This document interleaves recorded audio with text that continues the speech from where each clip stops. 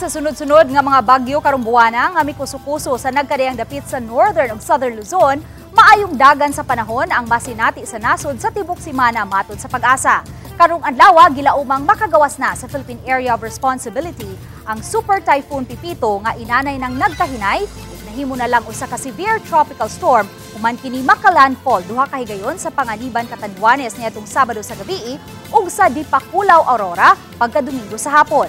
Matod sa Pag-asa sa pagkaron, wala sila'y nasipatang laing weather disturbance nga mamahimong maumol nga bagyo sa musunod nga 5 ka adlaw. Tinuod matag karon ug unya may masinati gihapong mga localized thunderstorms.